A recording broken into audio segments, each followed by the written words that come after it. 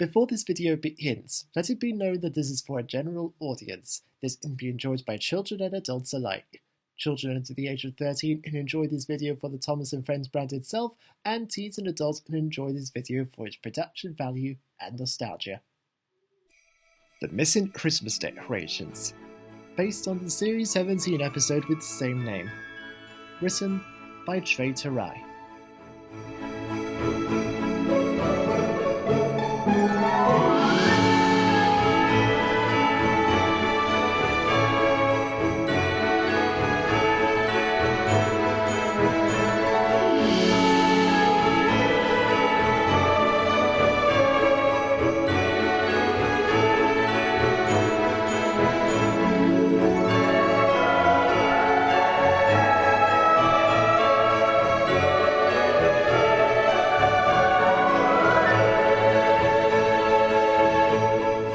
Christmas time was approaching on the Northwestern Railway. The engines and railway staff were kept very busy. Every year an annual Christmas party was held at the steamworks, and all the engines would be invited to it. All except for the diesels. Every year the diesels would celebrate Christmas at the diesel works, away from the other steam engines. The diesels were very jealous of the other engines, because unlike the steamworks, the diesel works wasn't as festive. Derek Foreman, the manager of the diesel works, simply didn't care for the holiday. It's simply too expensive and rather pointless to purchase decorations and a stupid tree that'll only be used for 1 month every year. Besides, you lot do have a decoration. Sydney! Hello? Surely if you have money to purchase parts for us, you can splurge a bit in buying us some Christmas decorations and a tree to liven up this place during the holiday. Look, if you all want these things, get them yourself. I'm not wasting a penny from my pocket on such pleasantries.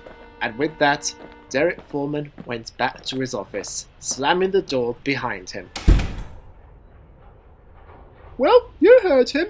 If we're going to have a proper party here, we're going to have to get the things needed for it ourselves. And how exactly do you expect we do that?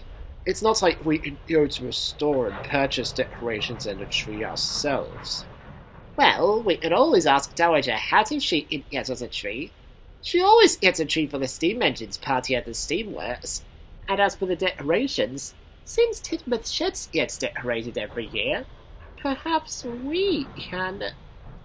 Then, a wicked smile formed on Norman's face. We can steal the decorations from Titmuth. I'd say that's a great idea. Those steamers get to celebrate Christmas year after year with a party, and we never do. Yeah, and this year they should know how it feels to not have one. So, here's the plan. After Norman explains his plan, Diesel, Ari and Bert purred off to find Dowager Hat, and he and Paxton went to Titmuth Sheds with a small crane and a few trucks. Why exactly did he need my help again, Norman?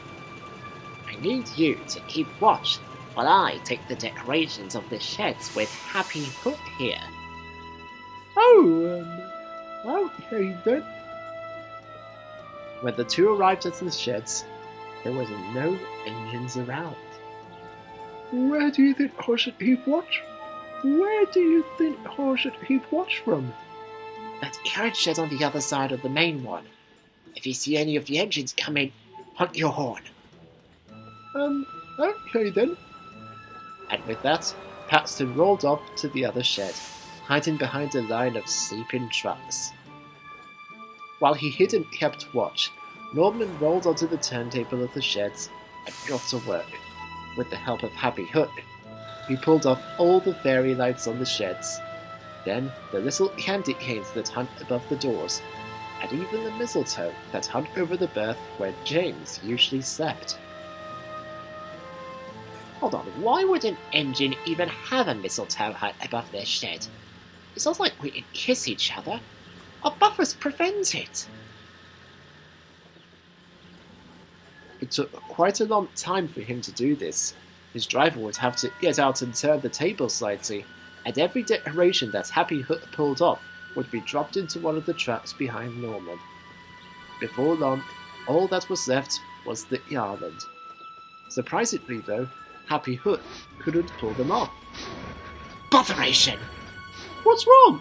Do you need my help, Norman? Shh! I don't think you'd be much help at all. We're going to need something stronger than a crane to pry the garland off these sheds. Then Paxton noticed a familiar small diesel approaching the sheds. Perhaps he can help. Percy had been busy that whole day. While Thomas was out trying to save the Steamworks Christmas party from Diesel, Harry and Bert, he and Toby had to do all of his jobs as well as their own. He was nearly at the sheds when he noticed that something was clearly going on at the sheds. What on earth are you doing with our garland? Oh, hello there. Wait a minute. What are our decorations doing in your trucks? Quickly, Paxton, let's get out of here! Realising they were caught, Paxton roared after Norman as the two made their escape from Percy.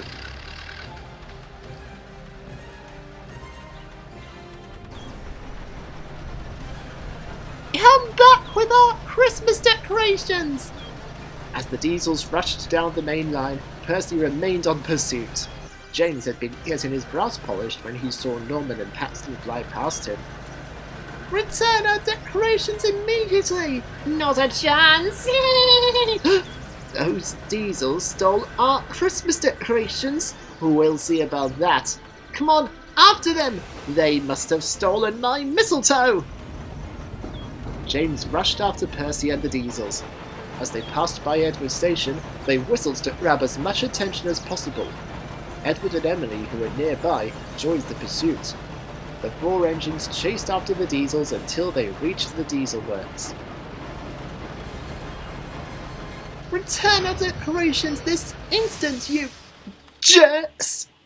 That's enough, Percy. Now, why did you even take our decorations in the first place?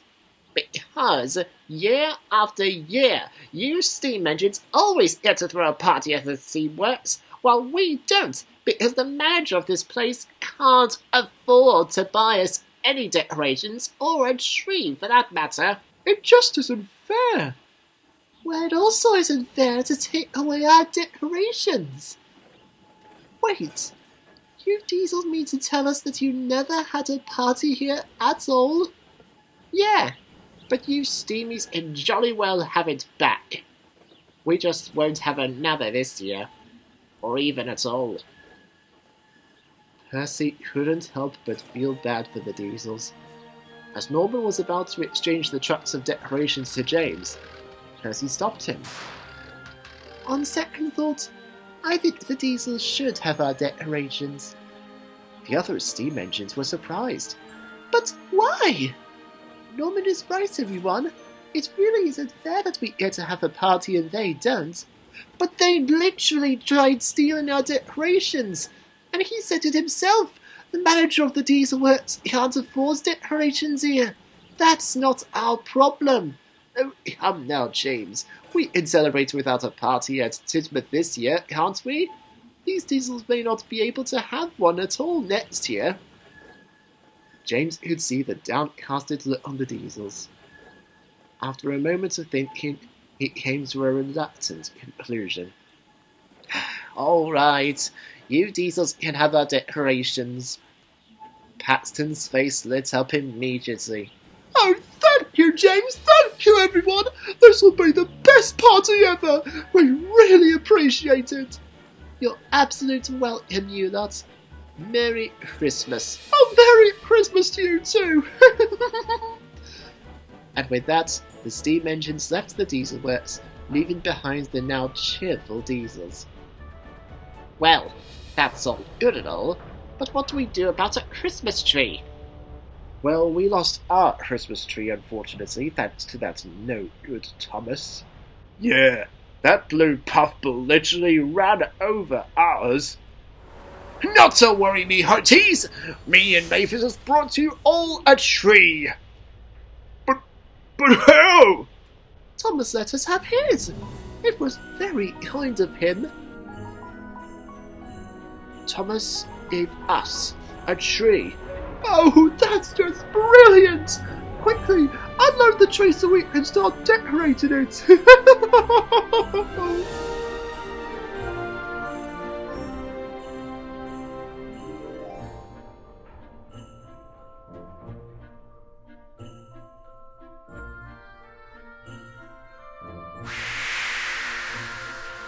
In that episode of Thomas Rewritten, music was composed by Lauren B. Branch, NWR06 Music, and Upside Now Music, and sound effects were by The German of Sodor, GW Shenter, and I Love Trains 323.